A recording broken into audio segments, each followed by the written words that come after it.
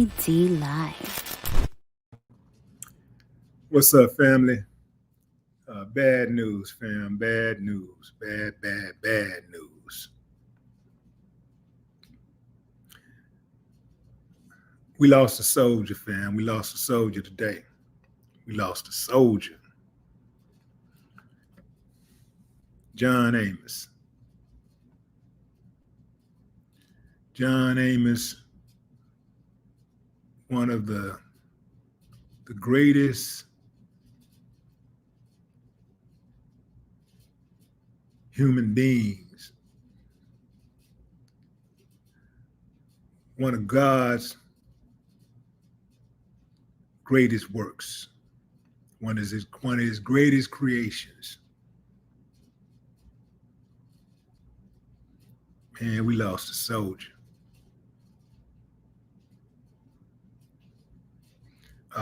Well, the news came down today,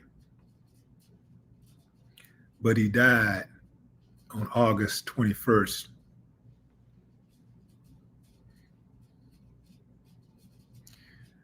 A lot of people asking, like, why did they wait till today to announce it?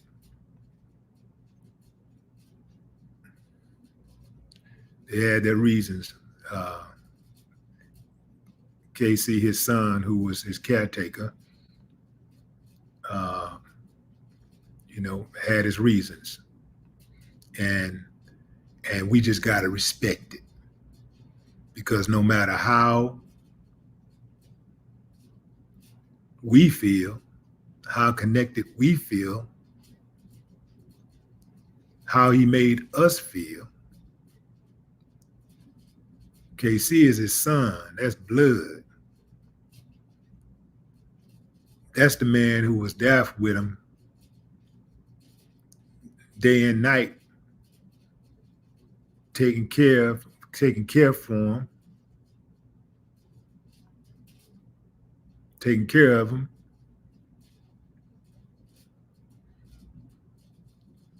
Dipping in and out of town, fighting lawsuits, being threatened with jail. All of this just to have a relationship with his dad.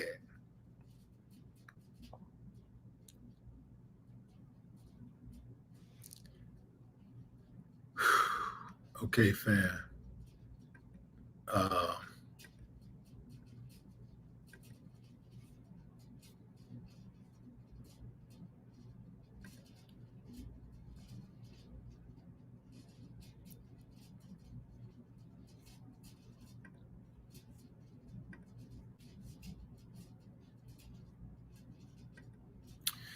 So for any of y'all who really just kind of lost in terms of what's going on in the world, John Amos, he really made his bones when he did Good Times. That's when he really took off. He was the patriarch of of the Evans family. James Evans.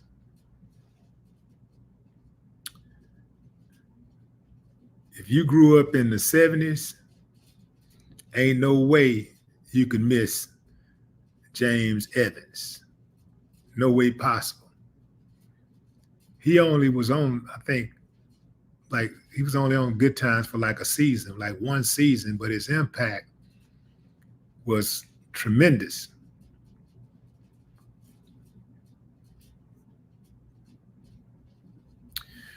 Here's a statement that KC, his son, wrote. It is with heartfelt sadness that I share with you that my father has transitioned. He was a man with the kindest heart and a heart of gold. And he was loved the world over. Many fans consider him their TV father. He lived a good life. His legacy will live on in his outstanding works in television and film as an actor.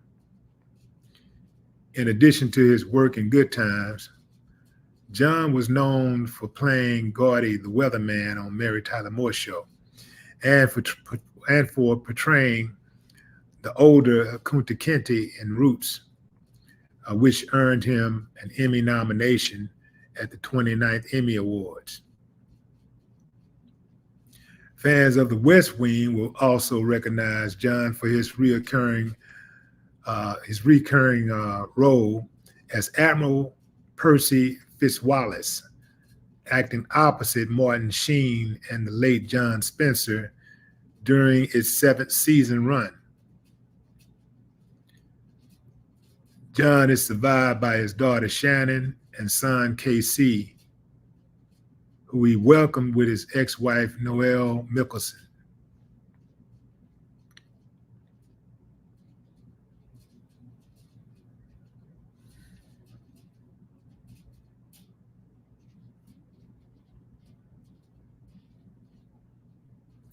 So it's not often that you get to talk to a person who has tremendous impact on your life, right? I had that opportunity. And let me tell you something, fam. A lot of times when you meet people that you look up to, that you admire their talent, their work, they have a specific gift that resonates with you, they turn out to be somebody totally different. John Amos turned out to be somebody totally different than what I thought he was. He turned out to be much more than what I thought he was. What he already was through his character as James Evans on Good Times was enough for me. I absolutely loved his love for his children and his wife. I love the fact that when you knocked on that door at the Evans house, you knew it was a man on the other side of that door, and wasn't anybody gonna just run up in there and do whatever they wanted to do, because they was gonna have to deal with James. I like that. I like that, a strong man, a masculine man that's strong but not domineering. Because sometimes we get that mixed up. We think being strong, being a strong man, being an alpha man means that we gotta instill fear in our children and put hands on our woman. Nah, he wasn't like that. Not at all. One of the best conversationalists I've ever spoken to. Like, the dude was, just the way he carried on a conversation was poetic. You know, like, definitely a throwback. Somebody not nowhere near the average type of dude. Really, really sharp. I'm talking about really sharp. And loved people. Had a great love for people. He loved acting. He would immerse himself in every role. If you ever watched him on anything he ever did, he always delivered. You know how it didn't matter what type of role he was playing, he delivered. Kind of like if you think about Clifton Powell, right? Clifton Powell is a scene stealer. Give Clifton Powell 5 minutes in a 2-hour movie, and you're gonna remember Clifton Powell's scene. He'll probably have the most impactful scene in the entire 2-hour movie because he's just that good. That's John Amos.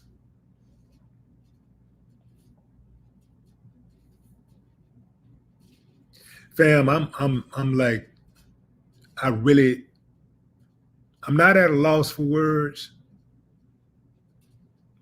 but I don't have a whole lot to say in this live, simply because I'm gonna tell you, I'm gonna be honest, fam, I'm hurt. This was my dude.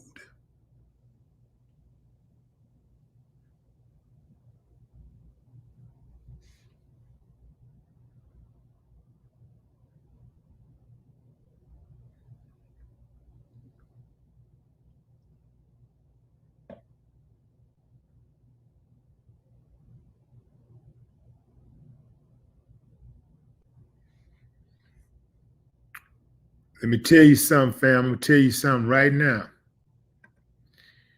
No John Amos slander will be tolerated on this channel. If you come on here and you say anything disrespectful about this man, I don't care what it is. I don't care what he did that fell short of your expectations. If you come on here with that, I'm gonna block your ass for life. You better take that down the street, you uncivilized mutt.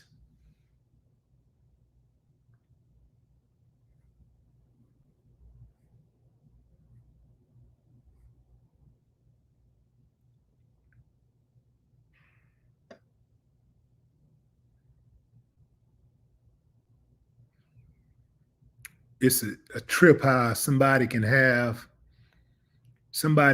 like live their life in a way that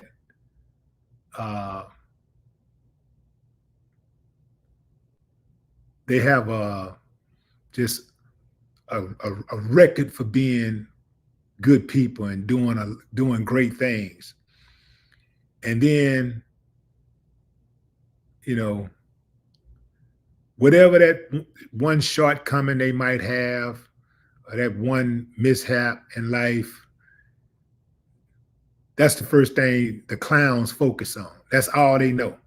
Like, skip over everything else. They just go straight to the negative. We ain't gonna have that today.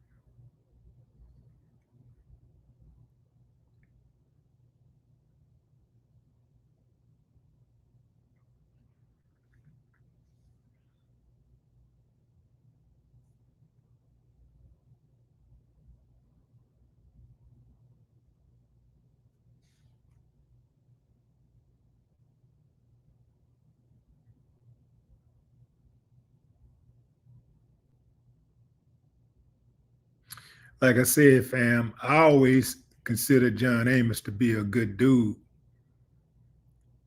but meeting him exceeded my expectations of what type of dude he really was.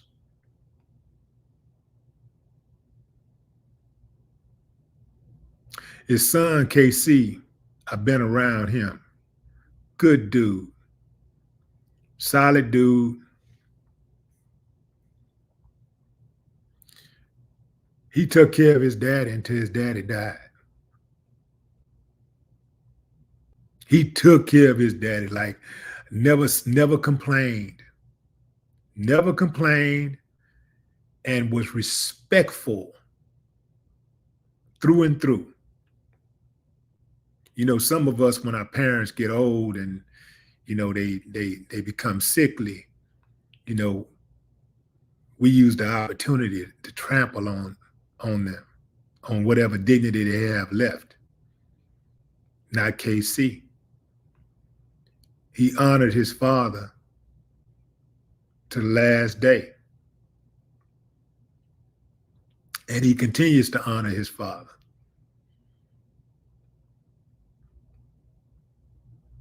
He announced John's death today, although he died back in August. But he was following John's wishes. They had business to take care of before they could make the announcement. So it was a personal situation. Basically getting the house in order, knowing that it was going to be chaos once his death was announced.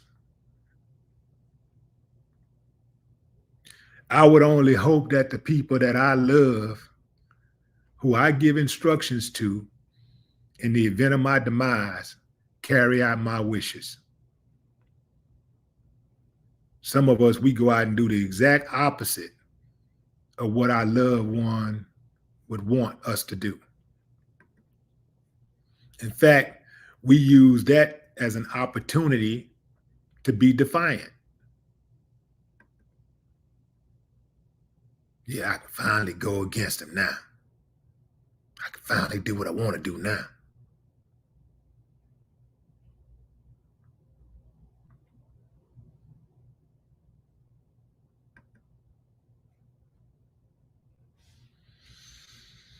Mm. Mm-mm-mm.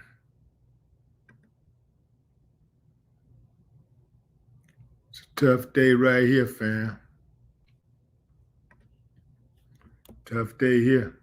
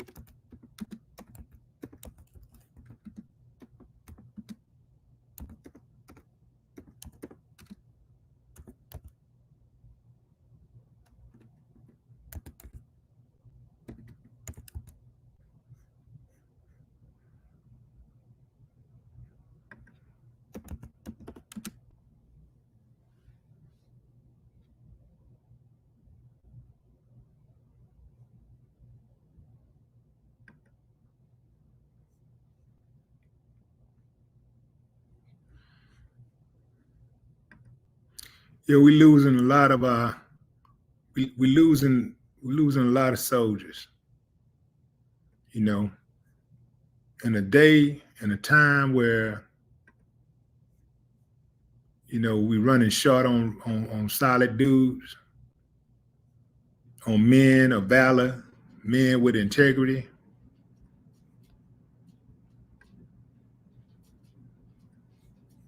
We're losing a lot of good ones.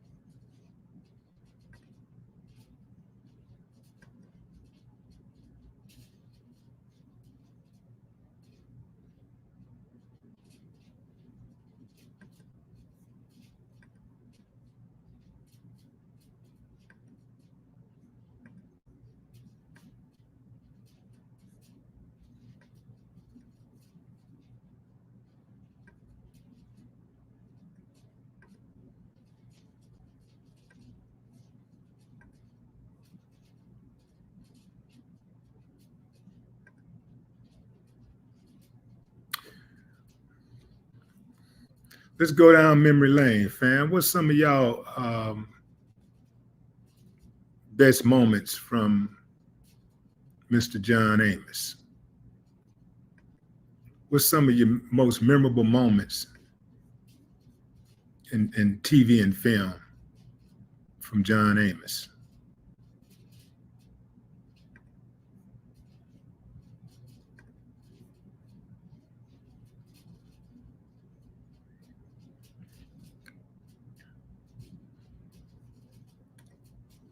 I can say for me, it's easy. It's anything good times. Every single scene.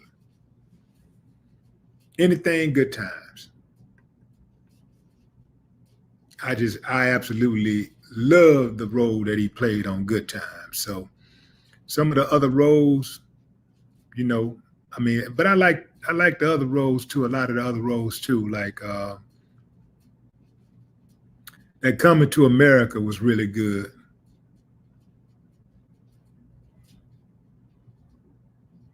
He was telling them, what did he say if you want to do? He said, I can't remember exactly what the line was, but he said something about if you want to do good, if you want to move up in this company, lay off the drugs. Lay off the drugs, son. He told Eddie Murphy, if you want to do good in this company, lay off the drugs, son. I think he told that to Eddie. Who was that? Was that Eddie he told that to? Lay off the drugs, son. One of the few comedians that had that thing where they could play a serious role and it was believable, but they could just as quickly, you know, pivot and be very funny, and it also was believable.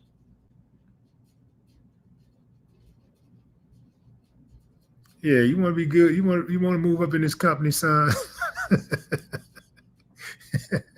Lay off the drugs. How about move up in the fast food company? Lay off the drugs. Yeah.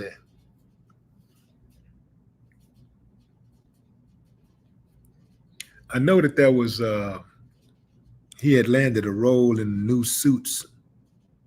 I think that was on HBO or something.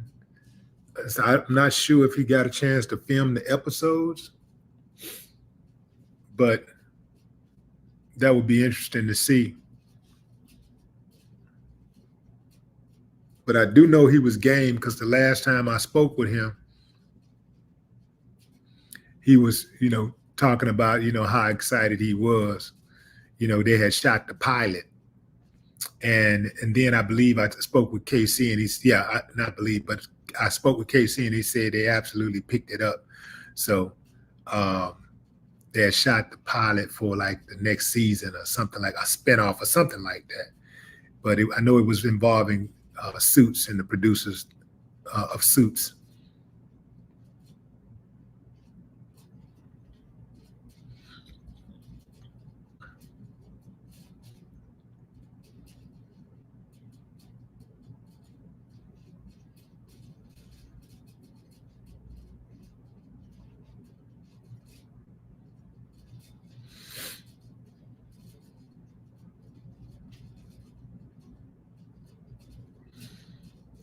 Yeah, low back.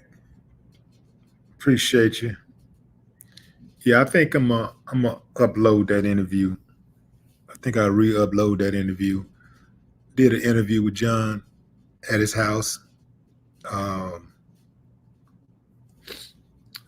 few months back.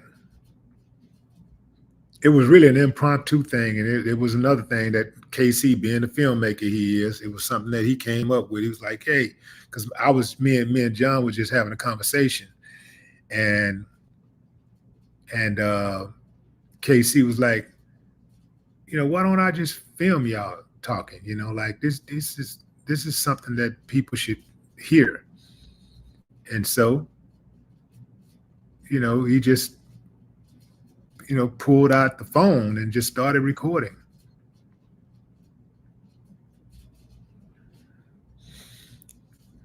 And I'm glad we did that. I'm glad I didn't take that for granted. I'm glad I did not take that moment for granted. I'm glad I didn't like take for granted that, you know what, I can do an interview with him anytime. I can talk to him anytime.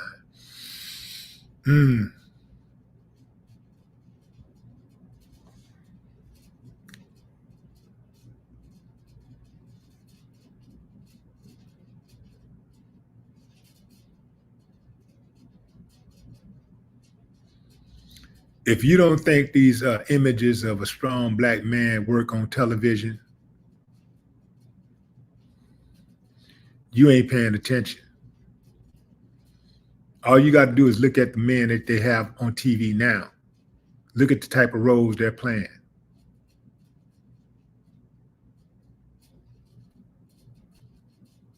You can't, boy, you can't find a John Amos type of character nowhere on. You can't find a strong black man, a stand-up black man nowhere on TV today. I'm talking about a strong black man that's about something that ain't on no goofy stuff and all that stuff. I'm talking about a strong black male figure. You can't find that nowhere. But we knew that those type of roles was going to be few and far between anyway, because they don't want to see that type of thing from us. They don't want our kids seeing that. They don't want them getting any bright ideas. They don't want them little young black boys getting any bright ideas about being a strong man and standing up for yourself and protecting the home and loving on your woman and loving on your children for real. They don't want you seeing that. But they will complain if you don't do it.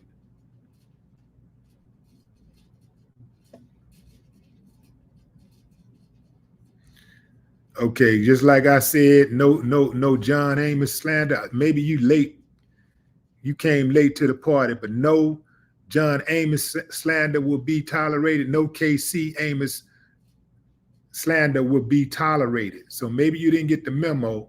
So I'm just gonna go ahead and delete your comment. But if you come here with that ignorance again, you got to get up out of here. No John Amos slander will be accepted. No KC slander, no Shannon slander will be tolerated. Take it somewhere else.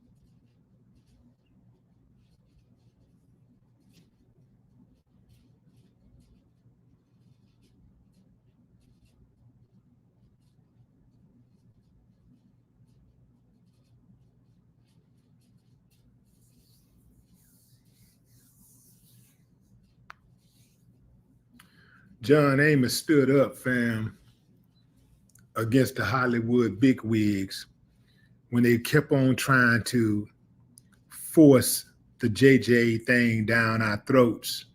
You know, he said, look, man, I got 2 other kids who are on this show, and one is studying to become a Supreme Court justice, and the other wants to be a doctor. Now, we can get just as much leverage out of showing them, giving them screen time, as we can showing JJ doing the dynamite, the hand slapping, the smacking, and the dynamite thing. You know, they wanted to slap stick comedy, and they were saying like, hey, we can do better. But they didn't want that because they only saw us one way. Well, actually, they saw us more than one way, but they knew that way, that other way would be too strong. They knew it would inspire, uplift. So the slapstick comedy would keep us, you know, in our place, right? But he fought for that, and he said after fighting him so long, the producers just finally just got rid of him because they was just tired of fighting him. Something similar happened with his TV wife.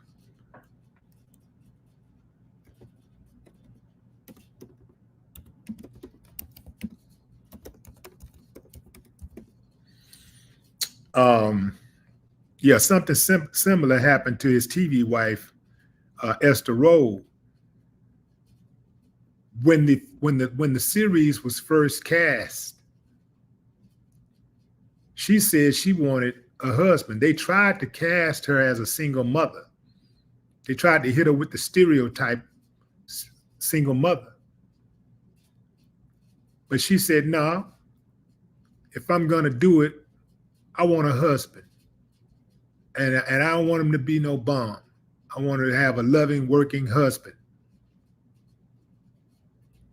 And they wanted her so bad because she was so good at acting. She was perfect for the role.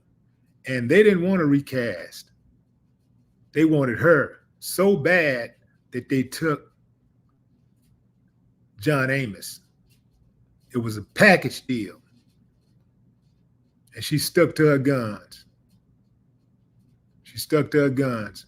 But she eventually ended up leaving the show also because Norman Lear was moving as the devil's advocate.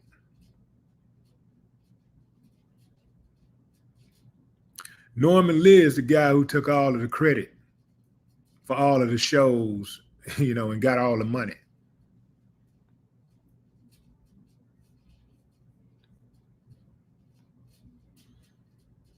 But these were stand-up individuals. Esther Rolle and John Amos, stand-up individuals. And even though this was made for TV, it was theatrical, it was fiction, it was very relatable because it was real. And it underscores what we always say, that old adage, it starts at home. They started off with a solid foundation with the mother and the father, like every single family should start off with. A mother and a father.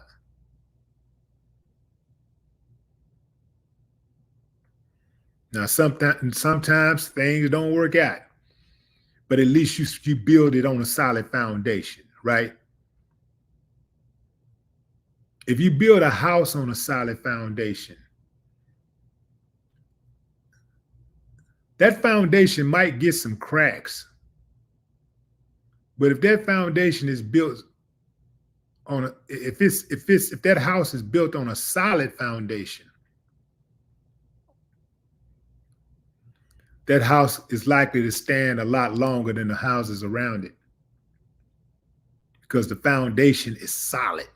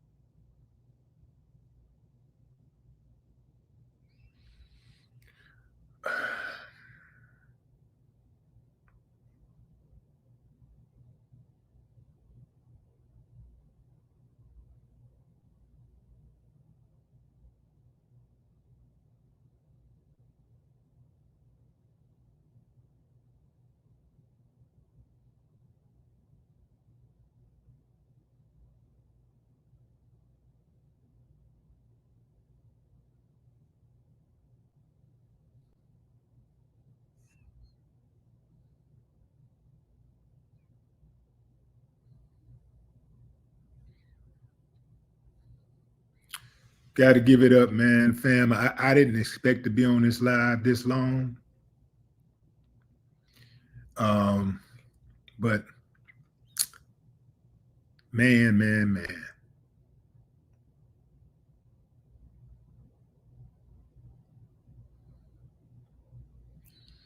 Yeah, I couldn't let this slide, fam. I could not let another moment go by.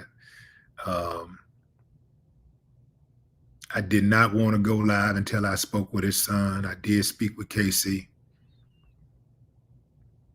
He is in good spirits. He's doing as well as somebody that's going through what he's going through possibly could.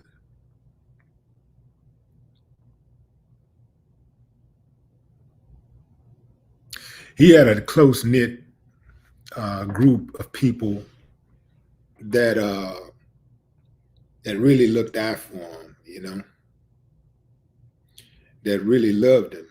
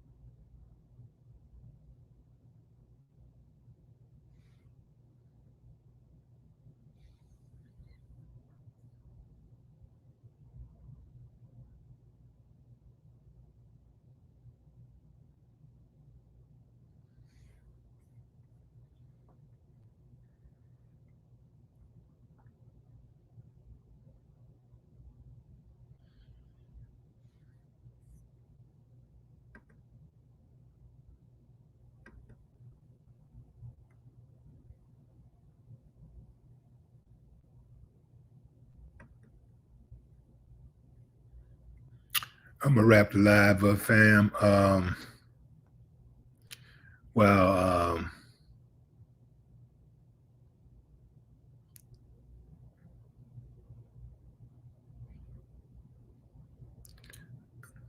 See Miss Jazzy in the chat.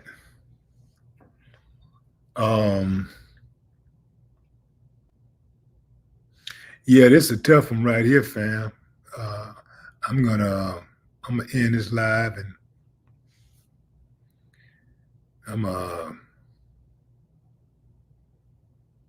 grab me something to eat and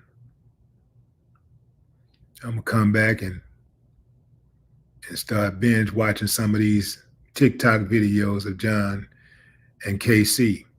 I don't know if y'all follow KC on TikTok, but there's a lot of videos on there. There's a wealth of videos of him and John over the last few years, just being happy together, you know, sitting around, joking, talking, kicking it, responding to fans.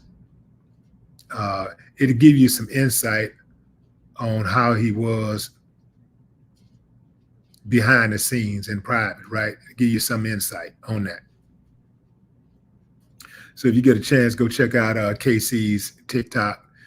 It's KC the Filmmaker.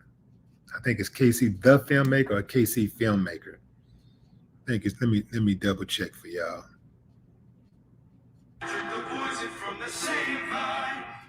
Let's see.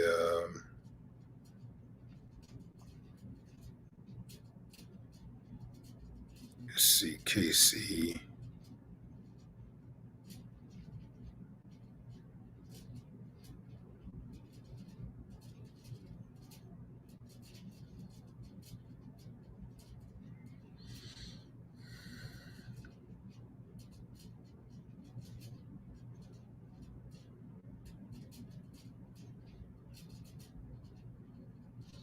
Yeah, okay, so it's KC Filmmaker. That's the TikTok. And y'all continue to support KC, continue to support the family, fam. Y'all know how it is after these type of situations, fam. It's good when people extend their condolences immediately after, finding out something like this, getting this type of news. And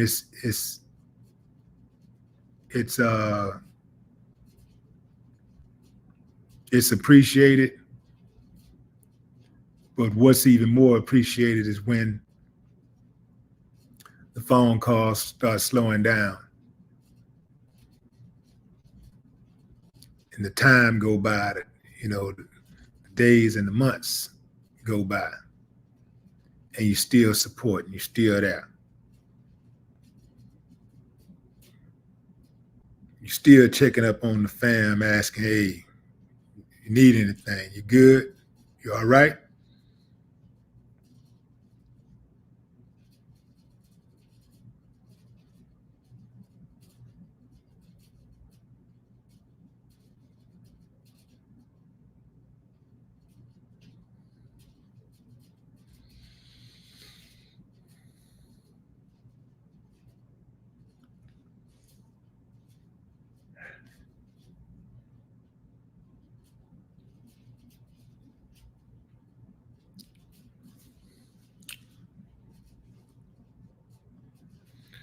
All right, fam, that's my time. I appreciate y'all. Enjoy the rest of your morning, afternoon, or evening, wherever you are in the world.